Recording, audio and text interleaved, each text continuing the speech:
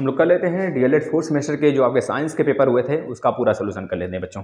आप सभी लोग मैच कर लेना और मैं आपसे एक रिक्वेस्ट जरूर करूंगा, शेयर जरूर कर देना अपने आसपास के जितने बच्चे हैं, है ना, तो उनको जोड़ने का प्रयास करिएगा। और जो बच्चे यूपी टेट बहुत जल्द आपको आने वाला है और सुपर टेट के मैं क्लासेस लगा दिया हूँ, प्लेलिस्ट में देखेंगे, वो सब करते रहिए। और क्लासेस मैथ के अगर आपका राय हो तो कल मंडे से मैं मैथ की क्लास स्टार्ट कर दूं, है ना। मैथ के मतलब कि प्रैक्टिस सेशन, वो उसमें यूपी टेट सुपर टेट दोनों का मिक्सअप, है ना, दोनों एक साथ आप तैयारी करते रहो। तो अगर आपका राय हो तो मैं डेली 12 बजे प्रैक्टिस सेशन लाऊं, पहले कम से कम 10-12 प्रैक्टिस सेशन ला दूं, फिर इसके बाद आपको यह कम से कम फील होने लगे हाँ मुझे यह सारी चीज़ें पकड़ हैं, कैसे किस प्रकार के प्रश्न पूछे जाते हैं। फिर उसके बाद मैं आपको सिलेबस डिस्कस कर दूं। वैसे सिलेबस मैंने डिस्कस आज ही कर देना है, संडे है ना आज, तो मैं आज ही कर दूंगा। इसके बाद सिलेबस देख लीजिएगा आप सभी, दोनों का कंपेयर करा देंगे। वैसे यूपी टेट में देखेंगे तो यूपी टेट का सिलेबस मैंने डिस्कस किया हुआ है, आ जाइएगा प्लेलिस्ट में सारे के सारे कर डालिएगा, है ना। और दूसरी तरफ मैं बात कर लूँ बच्चों, तो आपके सुपर टेट भी बहुत जल्द आने वाले हैं, तो उसका रणनीति हम बना दिए हैं, बस आप सभी का सहयोग चाहिए। आप सभी लोग जैसे कहें, और डेली अभी प्रैक्टिस सेट कम से कम 10-12 कर लिया जाए मैथ का, उसके बाद आगे चला जाए। चलिए, इसमें आपके जो अभी पेपर हुए थे साइंस का उसका डिस्कस करेंगे। आप सभी लोग अंततः नंबर जरूर बताएंगे कि 25 में आपके कितने नंबर आ रहे हैं, आप कितने सही किए हो, आपके 12 नंबर आ रहे हैं कि नहीं आ रहे हैं, 13 नंबर आ रहे हैं कि नहीं आ रहे हैं, इस चीज़ को जरूर बताइएगा। भाई 12-13 का मतलब भी आप हो सकता है लटक जाओ, है ना, तो ये चीज़ें दिमाग में रखना। लेकिन जब तक रिजल्ट नहीं आता तब तक कुछ नहीं कहा जा सकता है। चलिए, पहला प्रश्न है जो एमसीक्यू वाला, प्राकृतिक वर्ण द्वारा जातियों का उद्भव नामक पुस्तक के लेखक कौन है। भाई प्राकृतिक वर्ण में आपको पता होना चाहिए डार्विन और लैमार्क, टॉन्सले, ये सब बहुत सारे लोग आते थे। तो इसमें जो प्राकृतिक वर्ण द्वारा जातियों के उद्भव की बात किया गया था वो चार्ल्स डार्विन ने किया था, जिसका विरोध सबसे पहले लैमार्क बाद में हुआ था। डार्विन ने यह बहुत सारी चीजें कहा था कि भाई बाद में यह जीन पे आ जाते हैं, जीन में जो रूपांतरण हो गया वो एक तरह से पूरी प्रजाति ही बदल देता था, जैसे कि जिराफ आपने देखा था। तो बाद में लैमार्क ने एक तरह से इनका उल्लंघन, मतलब इनकी बातों का विरोध किया, कहा कि भाई ऐसे कैसे आप कह सकते हो कि बार बार अगर हम ऐसे गला उठाएं तो हमारा गला चौड़ा हो जाएगा, अगर हम बार बार हाथ अपना खींचें ऐसे ऐसे तो हमारे आने वाले जो बच्चे होंगे उसमें हाथ खींच जाएगा, लंबा हो जाएगा, एक तरफ का हाथ और एक तरफ का छोटा हो जाएगा। मतलब कि हमारे यहाँ की जो माँ बेटियाँ बहू होती हैं, अगर वह कान छिदा रही हैं तो उनके बच्चे भी कान छिदे हुए पैदा होंगे। वो आज से थोड़े छिदवा रही हो, तो लाखों वर्षों से, मतलब जब से मानव जाति उत्पन्न हुआ तब से वो कान छिदा रही हैं, नाक छिदा रही हैं। मतलब बच्चे तो कभी नाक छिदे कान छिदे नहीं पैदा हुए। मतलब आप कैसे कह सकते हो कि जो हम लाखों वर्षों, मतलब एक तरह से कुछ वर्षों से जो, या फिर 5 साल 10 साल 20 साल से या फिर एक दशक से जो काम होता चला आ रहा है, जब उसमें कुछ परिवर्तन हमको देखने को नहीं मिला, तो आप कैसे कह सकते हो कि जो जिराफ है वह लंबी गर्दन खींचते खींचते खींचते खींचते ऊंचा कर लिया, नीचे के घास पास खत्म हो गए तो पेड़ पत्तियों को खाने लगा। तो डार्विन एक तरह से इनका भैया डार्विन का पारा गरम। डार्विन का अरे हाँ यार तुम तो सही कह रहे हो, चलो अब मैं एक और नियम निकाल देता हूँ जिसके जीन में परिवर्तन हो जाए। कोशिश करते करते, जैसे मैं हाथ खींचूं, उंगली खींचता खींचता खींचता खींचता हमारे जीन में परिवर्तन हो जाएगा, जो XY गुणसूत्र है उसमें परिवर्तन हो जाए। अगर उसमें परिवर्तन देखने को मिल गया तो मतलब कि आने वाली पीढ़ी में भी परिवर्तन देखने को मिलेगा। ये चीजें निकल के आ गई। मतलब एक तरह से, मतलब जो फैक्ट आप बोल रहे हो ना, किसी आधार पे बोलो ना, वो चीजें मतलब प्रैक्टिकल चीजें सही होनी चाहिए, तो विरोध करने वाला भी होना चाहिए। तो इसका राइट आंसर क्या हो जाएगा, डार्विन। ठीक है, पहले का। दूसरा है विश्व एड्स दिवस कब मनाया जाता है। इसमें दिया है 1 जून, 23 सितंबर, 11 जुलाई और 1 दिसंबर। बच्चा बच्चा जानता है 1 दिसंबर होता है, एलिसा टेस्ट होता है, HIV टेस्ट, HIV एड्स के लिए। HIV का फुल फॉर्म जो होता है ह्यूमन एफिशिएंसी, एक तरह से विड्रॉल करके होता है ना, ये होता है। और जो एड्स होता है इसका फुल फॉर्म होता है AIDS का, एक्वायर्ड इम्यूनो डेफिशिएंसी सिंड्रोम होता है ना। डेफिशिएंसी मतलब कमी होता है। विश्व एड्स दिवस कब मनाया जाता है, 1 दिसंबर को मनाया जाता है, हर साल मनाया जाता है। अभी आपको पता है कॉन्डम को लेके भी बहुत सारे, भारत का पहल एक है कि कॉन्डम को मतलब कि एक तरह से प्रचार प्रसार कराना, है ना, उस 1 तारीख को, है ना। देखते हो कि विद्यालयों में जो हमारे प्राइमरी टीचर हो गए तो उनके माध्यम से, है ना, तो ये चीज़ें कराई जाती हैं, या फिर जो सरकारी लोग हो गए उनके माध्यम से कॉन्डम के लेकर मतलब प्रचार प्रसार कराया जाता है, गर्भ निरोधक गोलियों को एक तरह से रोका जाए, कॉन्डम का इस्तेमाल किया जाए, इस तरह से कहा जाता है। विद्युत धारा का मात्रक क्या है। विद्युत धारा का मात्रक कूलाम होता है, सभी को पता होना चाहिए। बोल्ट का मात्रक, बोल्ट किसका मात्रक है भाई, बता दो भाई, वोल्टेज का। और सेकंड समय का, एम्पियर। आपका एम्पियर किसका भाई, करंट का। सॉरी, एम्पियर किसका भाई, आवेश का कूलाम होता है। सॉरी भाई, विद्युत धारा का एम्पियर होगा, सॉरी, विद्युत धारा का एम्पियर होगा, कूलाम आवेश का होगा। अचुंबकीय पदार्थ है। ऑप्शन में दिया है निकिल, लोहा, कोबाल्ट, सोना। तो सोना होगा चुंबकीय पदार्थ भाई, याद रख लेना। डोलोमाइट किसका है इसका भाई? डोलोमाइट इसमें दिया होता अगर आयरन भी तब भी लगा देते, लेकिन आयरन नहीं दिया है, मैग्नीशियम दिया है, तब आप मैग्नीशियम लगाओगे। कैल्शियम भी दिया होता है मैग्नीशियम की जगह, तब भी आप कैल्शियम लगा देते, लेकिन देखो ना ही कैल्शियम दिया है ना ही आयरन दिया है। अगर दोनों दिया होता तो कन्फ्यूजन हो जाता, या फिर ऐसे दे देता मैग्नीशियम, कैल्शियम, आयरन, तो तीनों हो जाते हैं सही, है ना। नीचे आला देम देना चाहिए था उसे। यहाँ पे मैग्नीशियम इसका उत्तर होगा। अगले प्रश्न पे चलते हैं। अति लघुत्तरी। ओम का मात्रक क्या है भाई? देख लेना भाई, ओम का मात्रक क्या होता है? सॉरी, आवेश का मात्रक। आवेश का मात्रक भाई, आवेश का मात्रक क्या होता है? गुलाम होता है। आवेश का मात्रक गुलाम होता है, आपको पता होना चाहिए। आई इक्वल टू क्यू अपान में टी होता है मेरे भाई, और क्यू इक्वल टू क्या होता है? क्यू इक्वल टू होता है एन इंटू ई होता है। ई इलेक्ट्रॉन होता है, इलेक्ट्रॉन पर आवेश होता है 1.6 माइनस 1.6 गुणे 10 के पावर माइनस 19 होता है। गुलाम होता है, याद रख लेना। गुलाम को क्यू से दिखाते हैं, और मतलब सी से दिखाते हैं, और जो प्रोटॉन होता है उस पर आवेश होता है प्लस 1.6 गुणे 10 के पावर माइनस 19 होता है, और जो आपका न्यूट्रॉन होता है वह आवेशहीन होता है। और इलेक्ट्रॉन पर जो मास होता है, इलेक्ट्रॉन पर कितना होता है? 1.6, मतलब कि मास 3.2 गुणे 10 के पावर माइनस 31 kg होता है, याद रख लेना। यह इलेक्ट्रॉन का मास होता है। और 1.672 इंटू 10 के पावर कितना हो जाए? माइनस 28, यह kg में होता है। किस पर होता है? यह प्रोटॉन पर होता है, ठीक है ना। और जो आपका न्यूट्रॉन होता है 1.675 इंटू 10 के पावर माइनस 28 kg, यह होता है, इस पर मास होता है। यह मास है, यह सब मास है।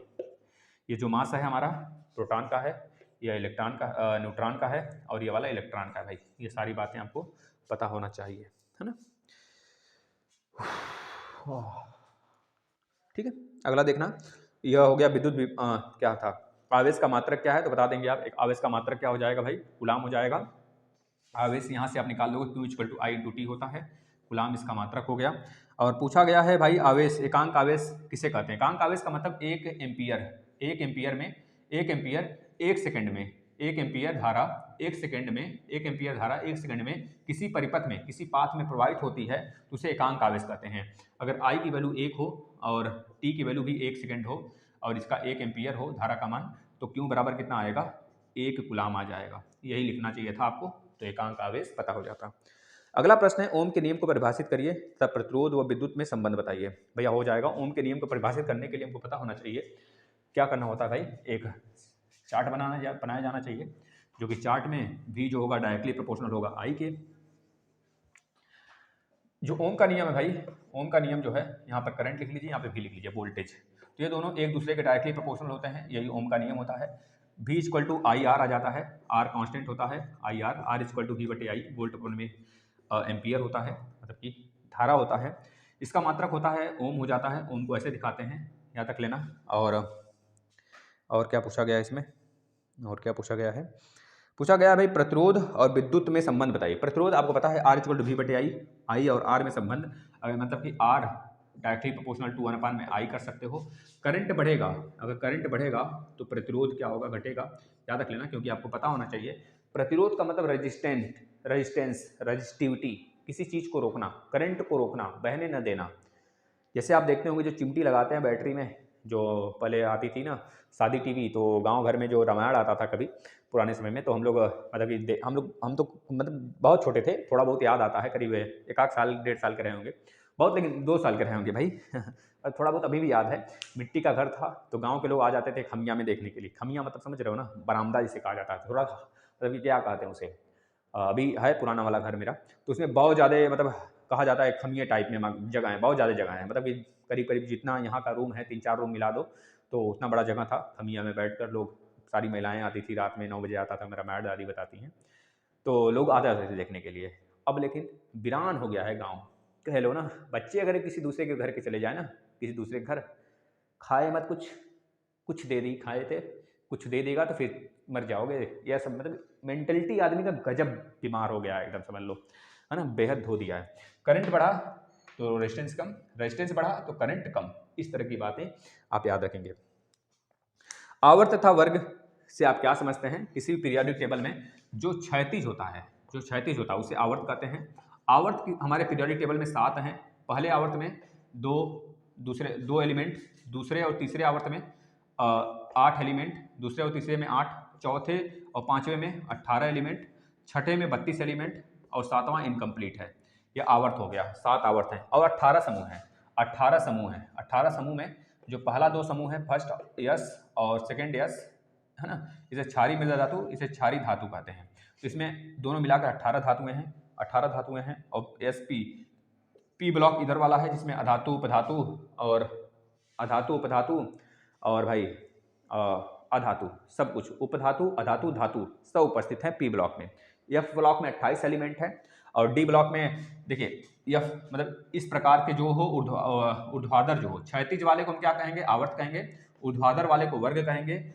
आवर्त की संख्या 7 है जो आपको यहाँ बता दिया गया और वर्ग की संख्या 18 है। 18 में पहला दूसरा आवर्त है एस ब्लॉक, इसके बाद 10 तक का जो आएगा वो आपका डी ब्लॉक, फिर बाकी का उधर वाला 8 तक 18 तक जो होगा वह सब के सब आपके पी ब्लॉक में और नीचे का 2 जो होगा यह ब्लॉक का कहलाएगा। ठीक है ना, मतलब कि एस ब्लॉक में कितने एलिमेंट हैं, 18 एलिमेंट हैं। इसके बाद डी ब्लॉक में कितने हैं, 40 एलिमेंट हैं। यह ब्लॉक में 28 एलिमेंट है, बाकी जो बचे 118 में से माइनस कर लेना, आ जाएगा पी ब्लॉक का एलिमेंट। ठीक है ना, ठीक है भाई।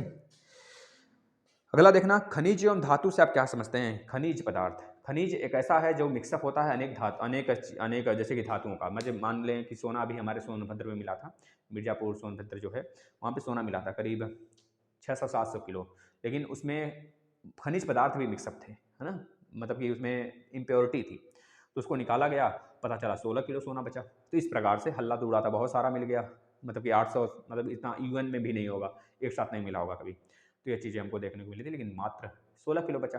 तो जो 16 किलो जो बचा प्योरिटी के रूप में वही धातु हो गया, और इम्प्योरिटी जो 800 था पूरा का पूरा। देख लो एलिसा परीक्षण क्या है। एलिसा परीक्षण देखें तो HIV एड्स संक्रमण मतलब चेक किया जाता है। हेपेटाइटिस बी शरीर के किस अंग को प्रभावित करता है। हेपेटाइटिस बी हमारे लीवर को संक्रमित कर देता है, लीवर में सूजन आ जाते हैं, जलन पैदा करता है। भाई याद रखेंगे भैया, देख लो बहुत ही फैक्ट डाटा मैंने जितना बता दिया ना, अगर उतना लिखे होगे ना, कोई माई का लाल नहीं काट सकता, एक नंबर भी काट लेना, अखना पखना टखना सब उछाड़ दें उसका। विद्युत विभवांतर को परिभाषित कीजिए। विद्युत विभवांतर, विभव आपको पता है अनंत से किसी आवेश को लाने में जो कार्य किया जाता है उसे विभव कहते हैं, यह विभव होता है ना। हमारे इंटर में बच्चों को जब पढ़ाते हैं इंटर में, तो एक 10th में भी ये चीज़ें हैं। तो अनंत से लाए गए आवेश को एक बिंदु पे ला के रखने में जो कार्य किया जाता है उसे विभव कहते हैं। दो विभवों के बीच के अंतर को विभवांतर कहते हैं।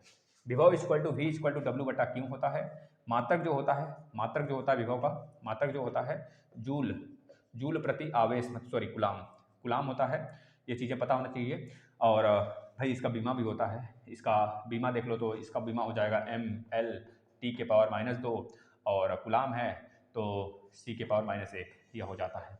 ठीक है ना, यह होता है विभवांतर का बीमा हो गया। विभव का विभवांतर का मतलब हो गया कि VA माइनस VB, 2 पॉइंट के बीच में जो डिफरेंस होगा विभव का, वही विभवांतर कहलाता है। बात सेम है, मात्रक भी सेम है और डायमेंशन भी सेम है। यह भाई लघुत्तरी का था पहला प्रश्न, इसमें ऐसे लिखना चाहिए था आपको, तभी जाके आंसर, मतलब कुछ क्वेश्चन आंसर मिलेंगे, नंबर मिलेगा, नहीं तो नहीं देगा भाई 2 नंबर वो। धातु निष्कर्षण से आप क्या समझते हैं, क्या आशा है। इसकी प्रमुख विधियों को भाई विस्तार पूर्वक समझाई। धातु निष्कर्षण में बहुत सारी विधियां हैं, आपको पता होना चाहिए कि जैसे कि आप मैग्नेट मेथड भी है और निस्तारीकरण भी है। जो आपको पता है कि मान लीजिए कभी पानी में लोहे में गिर गए, लोहा घुला हुआ है, तो पानी को अस्थायी होने दो, लोहा बैठ गया, उसको निकाल लो। चुंबकीकरण है, तो बहुत सारी चीज़ें हैं, आप लिख सकते हो, इसमें बुक में है ना। यहाँ पर उसका मैं डिटेल में नहीं बताने वाला हूँ, मतलब डिटेल में बता सकता हूँ ऐसी बात नहीं है, या मत सोचना कि सर नहीं बता रहे हैं भाई। उष्मा के सुचालक तथा कुचालक पदार्थों में क्या अंतर है भाई। उष्मा के सुचालक में आपको पता होना चाहिए, आपको पता होना चाहिए जो कि उष्मा का एक तरह से फ्लो अच्छा करा दे। जैसे कि धातुएं हो गई, धातुओं में देखोगे उष्मा का बहुत अच्छा फ्लो होगा, है ना। और जैसे कि आप लकड़ी हो गया, लकड़ी जलाने लगे तो क्या धातु तो नहीं है, लेकिन उष्मा का एक तरह से फ्लो करा देगा ना भाई, उष्मा फ्लो होगा, एक तरफ से दूसरी तरफ आने लगेगा, है ना, ये चीज़ें। और जो कुचालक होता है उष्मा का एक तरह से संवहन नहीं करने को कहता है। जैसे कि एबोनाइट लकड़ी हो गई, जैसे कि आपका, जैसे इस समय ठंडी में देख लो, आप रजाई गद्दे कपड़े ऊनी कपड़े क्यों पहनते हो, क्योंकि अगर कपड़े आप 2 पॉलिथीन भी पहन लिए सारे कपड़े निकाल कर ना, तो भी शायद आपको हवा लगे, क्योंकि आपके 2 कपड़ों के बीच में हवाएं फंस जाती हैं फंसने की वजह से वो कुचालक माध्यम क्रिएट कर देती हैं, तो ना ही अंदर की हवा बाहर जा पाती है, ना ही बाहर की अंदर आ पाती है। जो बीच में हवा फंसी रहती है वो गर्म हो जाती है और इस वजह से हमारे पूरे शरीर को हिट कर देती है। तो भाई भूसा, भूसा आपने सुना होगा गाँव में भूसा, जिसमें कि देखते होगे कुत्ते वगैरह ठंडी में सो जाते हैं, बिल्लियाँ सो जाती हैं भूसे में, और बहुत गर्म होता है भूसा। तो लोग देखिए शादी ब्याह के माहौल में क्या होता है, पोरा, पोरा नाम सुना है? पोरा भैया सबके घर होगा, धान गेहूँ सबके घर होगा। वैसे हमारे यहाँ तो खेती नहीं होती है, लेकिन आपके यहाँ होती होगी तो आपको पता होगा कि हाँ होगा। वैसे बहुत कुछ था पहले, अब नहीं है सब कुछ, तो नहीं पता मुझे। और हमारे जब से लाइफ में हम आए हैं, मतलब कि जब से जानने लायक हुए हैं, तब से हमारे यहाँ खेती बंद है। चीज़ें भाई पलटा पलटी होती रहती हैं, आपको पता होना चाहिए आज हो रहा है तो नहीं हो रहा है। मैं तो कभी खेत में नहीं गया हूँ, जो भी चीज़ें थी भी हैं भी, तो कभी जाना आना नहीं होता है हमारा। तो मतलब कि पोरा बिछाओ, शादी ब्याह में देखते हो, उसके ऊपर गद्दा रजाई बिछा दो, उसके ऊपर लोग सो जाते हैं, गर्म का माहौल, एकदम गर्मी हो जाती है शरीर में। तो ये चीज़ें आप कर सकते हो भाई। पोरा हो गया, मतलब लिखना नहीं है, मैं बता रहा हूँ आपको। ऊष्मा के सुचालक व कुचालक आप लिख सकते हो, अंतर बताइए, बता सकते हो। प्राथमिक सेल के क्या अभिप्राय है? देखिए भाई 2 प्रकार के सेल होते हैं, प्राथमिक और द्वितीयक। जो द्वितीयक सेल होता है उसे आप चार्जेबल कह सकते हो, चार्ज हमारे आपके मोबाइल में हो गया, बैटरी, मतलब ये सब चार्जेबल है। लेकिन जो प्राथमिक सेल होता है उसे एक बार, जैसे निप्पो बैटरी है ना, एक बार चार्ज किए फेंक दो। तो इसमें कई प्रकार के होते हैं प्राथमिक, आपने दिया होगा बुक में, आपने लिखा होगा। जैविक तथा अजैविक घटकों को परिभाषित करिए। जैविक घटक, अजैविक घटक। जैविक घटक मतलब कि जैसे कि हम आप जीव जंतु, पेड़ पौधे, ये सब क्या है, जैविक घटक के अंतर्गत आ जाते हैं। अजैविक घटक मतलब जो प्राकृतिक रूप से तो होते हैं, लेकिन उसमें सांस ब्रीथिंग मतलब नहीं लेते हैं। जैसे कि तालाब हो गया, भाई तालाब को कोई कृत्रिम थोड़े बनाया। हाँ कृत्रिम तालाब बनते हैं, लेकिन कृत्रिम नहीं। जैसे बड़े बड़े जलाशय हो गए, झील झरने हो गए, हैं तो कृत्रिम, लेकिन हैं अजैविक, क्योंकि वह सांस नहीं लेते हैं, एक जगह से चलकर दूसरी जगह नहीं जा सकते हैं। मेनली सांस की बात कर लो। और दूसरी तरफ मैं बात कर लूँ, पेड़ पौधे हो गए, है ना, तो यह हो गया, पहाड़ हो गए, ये सब क्या अजैविक घटक हैं। लाल रक्त कणिका तथा श्वेत रक्त कणिका में भैया अंतर बहुत ज़बरदस्त, मैं बताता हूँ आपको। पहली बात है आरबीसी और डब्ल्यूबीसी। आरबीसी का फुल फॉर्म होता है रेड ब्लड सेल्स होते हैं, और डब्ल्यूबीसी जो होते हैं यह वाइट ब्लड सेल्स होते हैं। यह हमारे ब्लड में लगभग 60% इनका अंश पाया जाता है। 60 नहीं बेटा, 10% के अंतर्गत आते हैं। 90% तो नहीं, मतलब हाँ सही है, 55% के आसपास में ये होते हैं, और 45 से 60% के आस 45 से 50% के आसपास में हमारे ब्लड में एक तरह से जो क्या बोलते हैं उसको भाई, जिसमें कि अलग से प्लाज्मा होता है। और 60% में लगभग कर लीजिए, 50% से ज़्यादा में 55% में आरबीसी, डब्ल्यूबीसी, प्लेटलेट्स ये सब आ जाते हैं कणिका। तो उसी में आरबीसी डब्ल्यूबीसी जो है उसमें अंतर देखने को बोला है। तो आरबीसी का जो आयु होता है 120 दिन का होता है, और डब्ल्यूबीसी का जो होता है 12 से 20 दिन का होता है। 120 दिन उसका और 12 से 20 दिन डब्ल्यूबीसी का। जो आरबीसी का फुल फॉर्म होता है रेड ब्लड सेल्स होते हैं, और डब्ल्यूबीसी का होता है वाइट ब्लड सेल्स। और जो आरबीसी होता है हमारे पूरे शरीर में ऑक्सीजन और जो ऊतक होते हैं ना, जो मतलब कि उनका संवहन कराती है। और जो डब्ल्यूबीसी होता है ये हमारे ब्लड सेल, मतलब कि हमारे कह लीजिए कि रोग प्रतिरोधक क्षमता बढ़ा देती है। जैसे कि आंवला खाओ, खट्टे पदार्थ खाओ, मतलब एंटीबायोटिक चीज़ें जो होती हैं हमारे शरीर में क्रिएट करती हैं, और वह एंटीबायोटिक जो होता है रोग प्रतिरोधक क्षमता को मजबूत बना देता है, हमारे इम्यूनिटी स्ट्रांग कर देती है। इसके बाद आ जाते हैं जो आरबीसी होता है, इसका जो प्रकार होता है देखने में कैसा लगता है, द्विउत्तल होता है, दोनों तरफ से दबा होता है। और जो हमारा आरबीसी होता है ना, इसकी अगर देखा जाए कुल रक्त में इसका जो परसेंटेज होता है, कुल रक्त में आरबीसी के परसेंटेज जो होते हैं 45 से 50% होता है। और जो डब्ल्यूबीसी होता है वह 1% होता है मात्र, है ना। 6 से 8 माइक्रोन इसका व्यास होता है, मतलब साइज किसका, आरबीसी का, बहुत छोटी में होता है ये। और उससे थोड़े से बड़े होते हैं डब्ल्यूबीसी, जो कि 12 से 17 माइक्रोन होते हैं, माइक्रोन बीट का व्यास होता है, ये बात याद रखेंगे।